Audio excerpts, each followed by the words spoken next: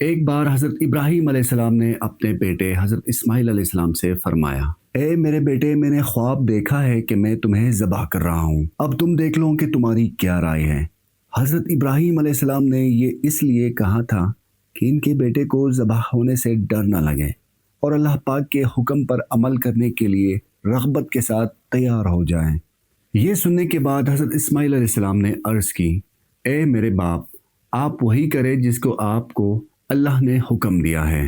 اگر اللہ پاک نے چاہا تو عنقریب آپ مجھے ذبح پر صبر کرنے والوں میں سے پائیں گے۔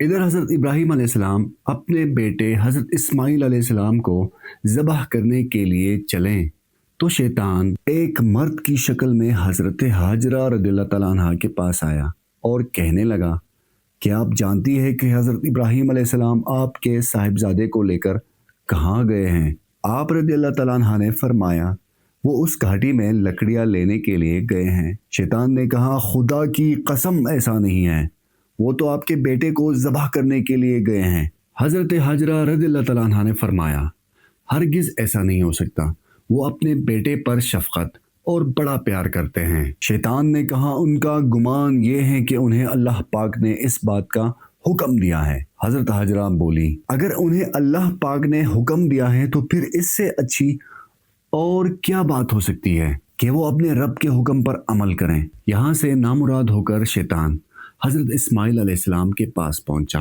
اور ان سے کہا، اے لڑکے، کیا تم جانتے ہو آپ کے والد آپ کو کہاں لے کر جا رہے ہیں؟ آپ علیہ السلام نے فرمایا، ہم اپنے اہل خانہ کے لیے اس گھاٹی سے لکڑیاں لینے جا رہے ہیں۔ شیطان نے کہا، خدا کی قسم وہ آپ کو ذبح کرنے کا ارادہ رکھتے ہیں۔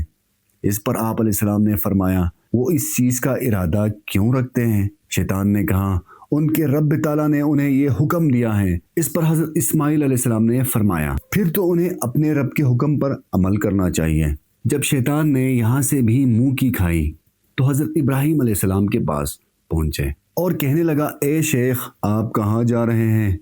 حضرت ابراہیم علیہ السلام نے فرمایا، اس گھاٹی میں کسی کام سے جا رہا ہوں۔ شیطان نے کہا، اللہ کی قسم، میں سمجھتا ہوں کہ شیطان آپ کے خواب میں آیا اور اس نے آپ کو اپنا بیٹا ذبح کرنے کا حکم دیا ہے۔ اس کی یہ بات سن کر حضرت ابراہیم علیہ السلام نے شیطان کو پہچان لیا اور فرمایا، اے دشمن خدا، مجھ سے دور ہٹ جا، خدا کی قسم میں اپنے رب کے حکم کو ضرور پورا کروں گا۔ یہاں سے بھی شیطان نامراد اور ناکام ہی لوٹا۔ جب حضرت ابراہیم علیہ السلام نے اپنے بیٹے کو ذبح کرنے کا ارادہ فرمایا تو ان کے بیٹے نے عرض کی، اے والد محترم، اگر آپ نے مجھے ذبح کرنے کا ارادہ کر لیا ہے تو پہلے مجھے رسیوں کے ساتھ مضبوطی سے باندھ لیں تاکہ میں تڑپ نہ سکوں، اور اپنے کپڑے بھی سمیٹ لیں تاکہ میرے خون کے چھینٹے آپ پر نہ پڑیں اور میرے اجر میں کہیں کمی نہ آئے، کیونکہ موت بہت سخت ہوتی ہے۔ اور اپنی چھری کو اچھی طرح تیز کر لیں تاکہ وہ مجھ پر آسانی سے چل سکیں، اور جب آپ مجھے ذبح کرنے کے لیے لٹائیں تو پہلو کے بل لٹانے کے بجائے پیشانی کے بل لٹائیں، کیونکہ مجھے اس بات کا ڈر ہے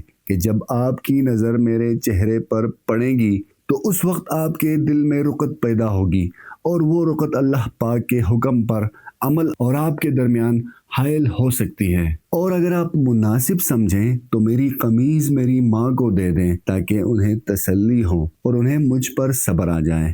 حضرت ابراہیم علیہ السلام نے اپنے بیٹے حضرت اسماعیل علیہ السلام سے فرمایا، میرے بیٹے، تم حکم الہی پر عمل کرنے میں میرے کتنے اچھے مددگار ثابت ہو رہے ہوں۔ اس کے بعد بیٹے کی خواہش کے مطابق پہلے اسے اچھی طرح باندھ دیا، پھر اپنی چھری تیز کی اور اپنے بیٹے کو منہ کے بل لٹا کر ان کے چہرے سے نظر ہٹا لی، پھر ان کے حلق پر چھری چلا دی تو اللہ پاک نے ان کے ہاتھ میں چھری کو پلٹ دیا۔ اس وقت جب ابراہیم علیہ السلام حکم کی تعمیل کرنے ہی والے تھے، اللہ تعالیٰ نے حضرت اسماعیل علیہ السلام کی جگہ ایک مینڈھا بنا دیا اور ان کی جان بچائی۔ ایک ندا کی گئی، اے ابراہیم، تم نے اپنا خواب سچ کر دکھایا اور اپنے بیٹے کو ذبح کرنے کے لیے بغیر تاخیر پیش کر کے اطاعت و فرما برداری کمال کو پہنچا دی۔ بس اب اتنا کافی ہے، یہ ذبیحہ تمہارے بیٹے کی طرف سے فدیہ ہے، اسے ذبح کر دو۔ یہ واقعہ ہر سال عید الاضحیٰ کے موقع پر منایا جاتا ہے، جہاں دنیا بھر کے مسلمان ابراہیم علیہ السلام کی عقیدت اور اللہ کی اطاعت کی یاد میں جانوروں کی قربانی کرتے ہیں۔ آپ اس امتحان میں کامیاب ہو گئے۔ اللہ پاک کو آپ کی یہ ادا اس قدر پسند آئی کہ تا قیامت اس سنت کو زندہ کر دیا۔ کروڑوں مسلمان ہر سال عید الاضحیٰ کے موقع پر اس ذبح عظیم کی یاد تازہ کرتے ہیں اور یہ سلسلہ تا قیامت جاری و ساری رہے گا۔ مجھے امید ہے کہ آپ کو یہ ویڈیو بھی اچھی لگے گی۔ مجھے اجازت دیجیے۔ اللہ حافظ۔